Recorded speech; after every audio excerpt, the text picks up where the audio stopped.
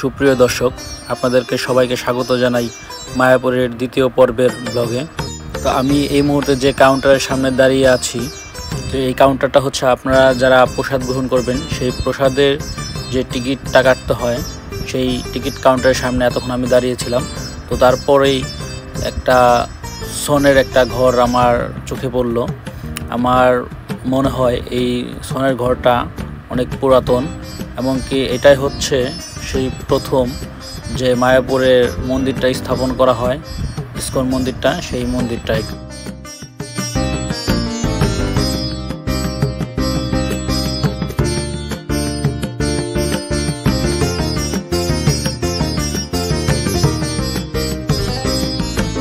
এই মুহূর্তে আপনারা যে মন্দিরটা দেখছেন এই মন্দিরটা হচ্ছে সুসজ্জিত একটা মন্দির। এখানে যে নতুন একটা মন্দির স্থাপনা করা হচ্ছে তার পূর্বের আরেকটি মন্দির ছিল তারও আগে, সেই মন্দিরটাই হচ্ছে এটা। তার সামনে বড় একটা পুকুরের মতো আছে। তো আপনারা দেখতে পাচ্ছেন এই অপরূপ সৌন্দর্যভাবে এই মন্দিরটা দেখা যাচ্ছে।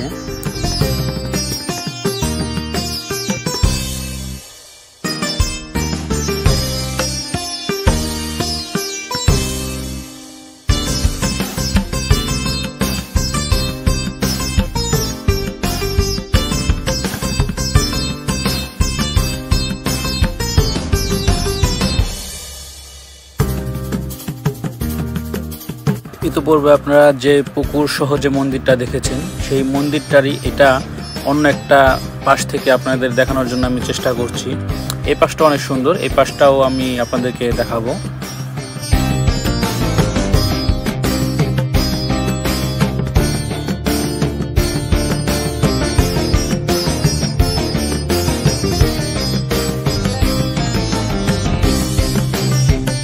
নীল পাথর দিয়ে তৈরি করার কারণে এই নতুন মন্দিরের মঠটা অনেক সুন্দর লাগে। তো এখন রোদ ছিল না, রোদ ছাড়াও অনেক সুন্দর লেগেছে। আমার মনে হয় রোদ পড়লে এই পাথরগুলো আরও অনেক চকচক করবে আর দেখতে আরও অনেক সুন্দর লাগবে। সুপ্রিয় দর্শক, আপনারা ইতিমধ্যে যে পুকুর সহ মন্দিরটা দেখেছেন এই মন্দিরের অপর পাশটা আমি আপনাদেরকে বলেছিলাম দেখাবো, সেটাই হচ্ছে এই অপর পাশটা। আপনারা ভালো মতো দেখলে বুঝতে পারবেন এখানে অনেক রকমের ফুল গাছ এবং কি নানা রকম ফুলের বাগান করা হয়েছে এখানে। এবং এই মন্দিরটার যে বারান্দা, এই বারান্দার যে বর্ডারটা আছে এই বর্ডারটার পাশ দিয়ে অনেক রকম চিত্রকর্ম করা আছে।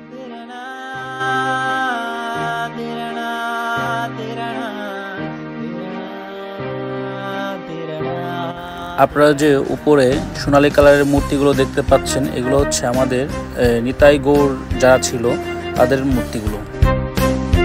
এক কথায় বলতে গেলে ওনারা এই জায়গাটাকে এমনভাবে সাজিয়েছে যে কারো মন ভালো হয়ে যাবে। আপনার মন ভালো থাকলে তো ভালোই, আর যদি আপনার কোনো কারণে যে মন যদি খারাপও থাকে তাদের কোনো সমস্যা নেই। এত সুন্দর পরিবেশ, এত সুন্দরভাবে তারা এটাকে সাজিয়েছে মন্দিরটাকে, মানে বলার বাইরে অপরূপ সুন্দর।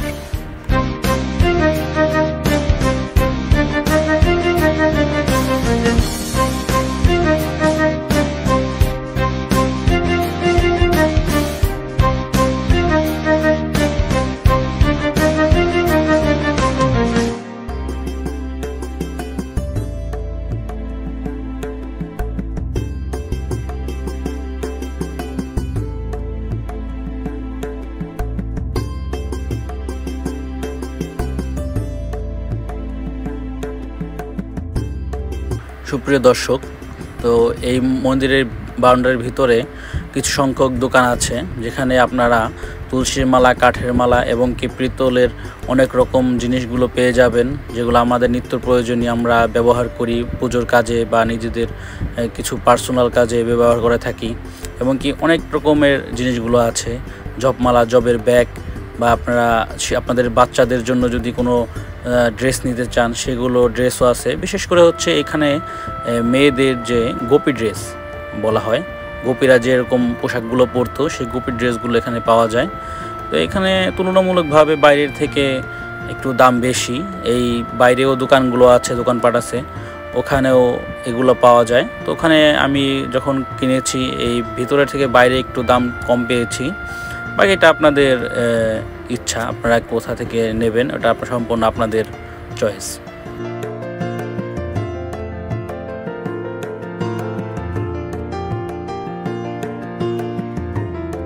আর এখানে জিনিসপত্রের দামটা বেশি হওয়ার কারণ হচ্ছে হয়তো বাইরের থেকে এখানের যে ভিতরে যে দোকানগুলো, এই দোকানের ভাড়াগুলো হয়তো বেশি, এই জন্যই তারা একটু চড়া দামে জিনিসগুলো বিক্রি করে। এছাড়া জিনিসপত্র বাইরে বা ভেতরে সেম জিনিসগুলোই আছে। যারা আপনারা অনেকে ভাবতে পারে যে হয়তো ভিতরে এগুলো ভালো বা বাইরে এগুলো ভালো না, তেমন কোনো খুব একটা ব্যাপার না। এগুলা জিনিসগুলো সেমই হচ্ছে। ওনাদের যে দোকান যে ভাড়াটার কারণে হচ্ছে ওনারা কম বেশি দামগুলো চায়।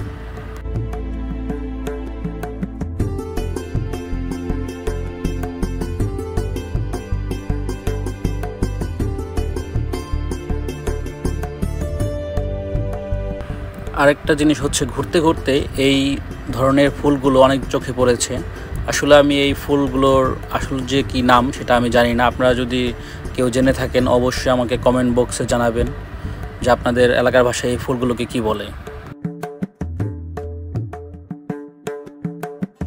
নীল পাথর দিয়ে যে মন্দিরটা বানানো হচ্ছে সেই মন্দিরটাই এটা অনেক উঁচু। এটা নির্মাণ কাজ এখনো শেষ হয়নি বলে এখানে কাউকে ঢুকতে দেওয়া হচ্ছে না, একমাত্র যারা এখানে কাজ করে তাদের ব্যতীত।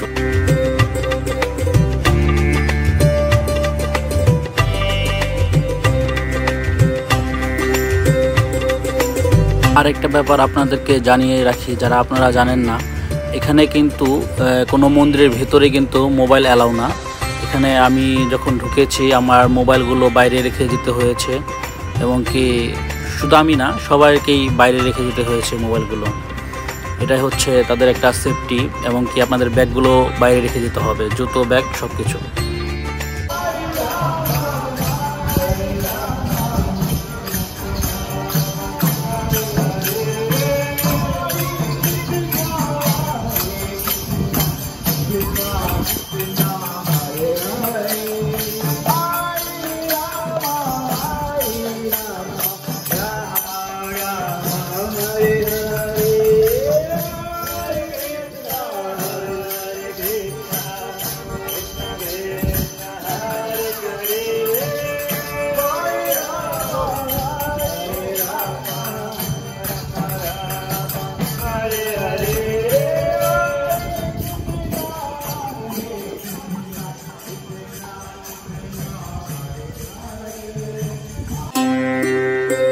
প্রিয় দর্শক, আপনারা শুনতে পেলেন আমাদের সেই মধুমাখা হরিনাম।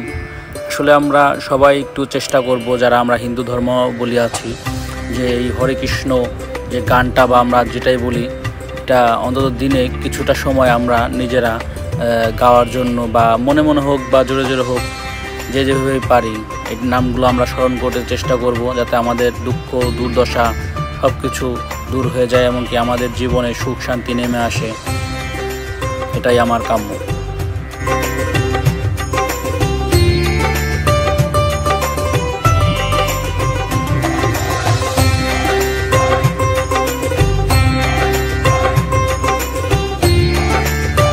প্রিয় দর্শকবৃন্দ, ঘুরতে ঘুরতে হঠাৎ করে একটা গাছের দিকে আমার নজরটা গেল। এই গাছটাকে এমন অনেক সুন্দরভাবে সাজানো হয়েছে। আমার মনে হয় ইতিপূর্বে কোনো একটা অনুষ্ঠানের সময় এই গাছটা সাজানো হয়েছে অনেক রকম রঙিন কাগজ দিয়ে, অনেক সুন্দর করে। আসলে এটা দেখতে অনেক সুন্দর লাগে, এবং কি সাজানোটা অনেক সুন্দর হয়েছে। আমার কাছে খুব ভালো লেগেছে, একটা মনোমুগ্ধকর সাজ।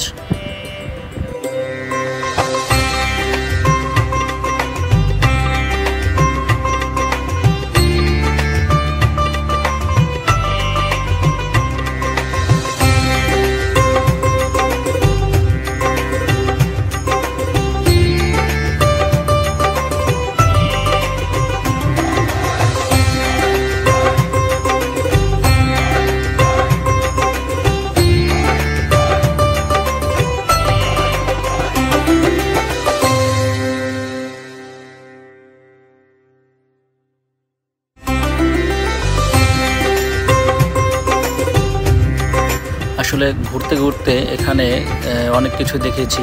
এখানে আরেকটা বিশেষত্ব হচ্ছে এখানে প্রচুর পরিমাণে কাঠবিড়ালি দেখা যায়।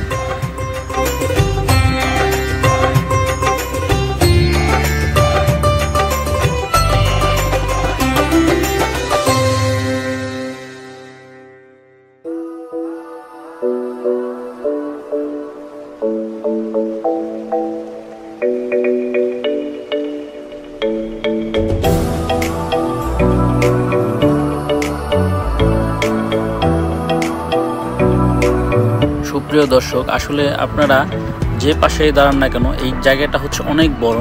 তো আপনারা যেখানেই দাঁড়ান না কেন, আমাদের যে নতুন মন্দিরটা তৈরি হচ্ছে, এই নতুন মন্দিরটা এমনভাবে তৈরি করা হচ্ছে আপনারা যে পাশে দাঁড়াবেন সেই পাশ থেকে স্পষ্ট সেই মন্দিরের যে গম্বুজটা বা আমরা যে মঠটা বলি এই মঠটা দেখা যায়। আর এই জায়গাটা এত পরিমাণে বড়, আসলে আপনারা না গেলে আপনারা বুঝতে পারবেন না। আপনার হাঁটতে হাঁটতে পা ব্যথা হয়ে যাবে কিন্তু জায়গা শেষ হবে না, এবং কি আপনার দেখতে দেখতে চোখ ঝলসে যাবে কিন্তু দেখা শেষ হবে না, মনে হবে আরও দেখি।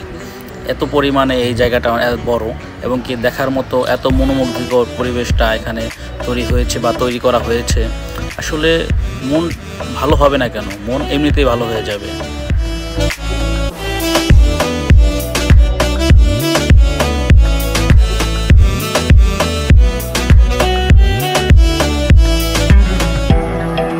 ঘুরতে ঘুরতে আরেকটা জিনিস চোখে পড়লো, এটা হচ্ছে জলের ফোয়ারা। এই জলের ফোয়ারাটা আসলে অনেক সুন্দর দেখতে, এবং কি এই জলের ফোয়ারাটা চারপাশ দিয়ে বসার কিছু জায়গা আছে। তো এখানে মানুষ বসে থাকে বা একটু স্বস্তি নেয়, কারণ হাঁটতে হাঁটতে আসলে পায়ের ক্যাম্প কিছুই থাকে না বা ক্লান্ত হয়ে যায় মানুষ। তো এখানে একটু স্বস্তির জায়গা, অনেক সুন্দর নীরব একটা পরিবেশ এখানে আছে। তো আপনারা এখানে একটু বিশ্রাম নিতে পারেন বা আমরাও বিশ্রাম নিয়েছি। দেখতে দেখতে হঠাৎ করে জলে চোখটা গেল। এখানে আমি দেখতে পেলাম এই জলের নিচে অনেক মাছ দেখা যাচ্ছে। আপনারা হয়তো দেখতে পাচ্ছেন কি না, একটু দেখতে কষ্ট হচ্ছে, কমলা কালারের। তো জলটা যদি আরেকটু পরিষ্কার থাকতো তাহলে এই মাছগুলো আরও স্পষ্ট বোঝা যেত।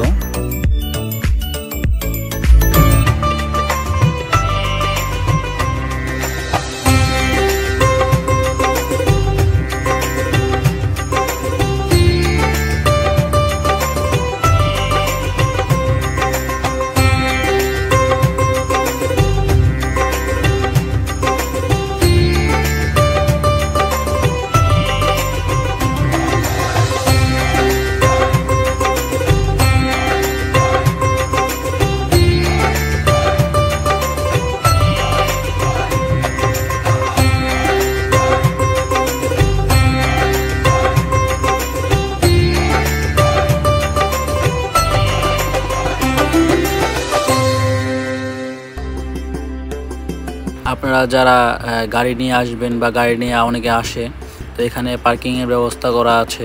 তো এখানে আপনারা আমাদের গাড়িগুলো নিরাপদে রেখে যেতে পারেন।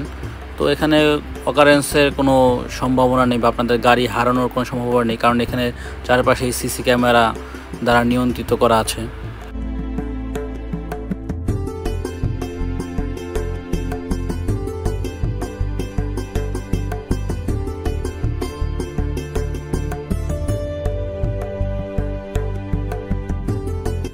এটিও একটি সর্বসাধারণের বিশ্রাম করার জায়গা। এখানে আসলে ঘুরতে ঘুরতে অনেকে ক্লান্ত হয়ে যায় বা ক্লান্ত হওয়ার মতোই একটা জায়গা। ঘুরতে ঘুরতে আসলে ক্লান্ত হওয়াটাই স্বাভাবিক। তো এখানে যে যার মতো একটু বিশ্রাম নিচ্ছে।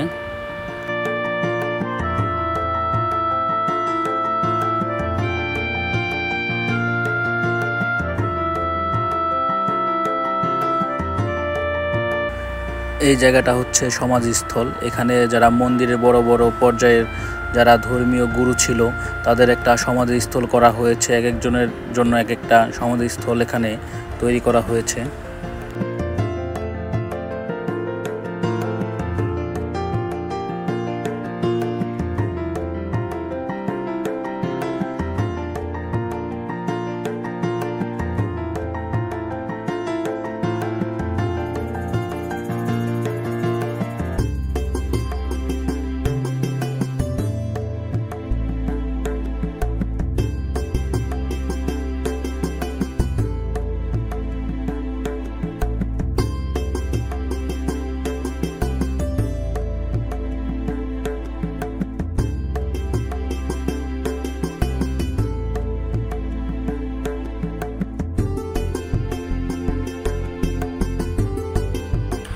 ঘুরতে ঘুরতে হঠাৎ দেখা পেলাম আমাদের জগন্নাথ দেবের মূর্তি এবং সাথে তার বোন এবং ভাইয়ের মূর্তি। এই তিনটি মূর্তি কাঠ দ্বারা নির্মাণ করা হয়েছে। সুপ্রিয় দর্শক, এই ছিল আমার মায়াপুরের ব্লগ। আপনাদেরকে চেষ্টা করেছি যতটা দেখানো সম্ভব দেখানোর জন্য। ভুল ত্রুটি হলে অবশ্যই ক্ষমা দৃষ্টিতে দেখবেন, এবং কি আপনাদের যদি কোনো মতামত থাকে আরও কিভাবে আমি ভালো করে আপনাদেরকে এই সব ভিডিও দেখাতে পারি, বা আমি নতুন করে কিভাবে আপনাদের নতুন ব্লগ দেখাতে পারি, অবশ্যই আমাকে কমেন্ট বক্সে আপনাদের মূল্যবান মতামত দিয়ে সহযোগিতা করবেন। আশা করি আপনারা সবাই ভালোই থাকবেন। নমস্কার সবার কাছ থেকে এই বলে আজকে এই ব্লগে আমি বিদায় নিচ্ছি। আজ চলে যাচ্ছি, কিন্তু যাচ্ছি না। লাইক, কমেন্ট, শেয়ার করে চ্যানেলের পাশেই থাকুন এবং সাবস্ক্রাইব করে বেল বাটনটি চাপ দিয়ে রাখুন, যাতে নতুন কোনো ব্লগে আপনাদের সাথে আবারও আমার দেখা হয়। সবাইকে নমস্কার, টাটা, গুড বাই।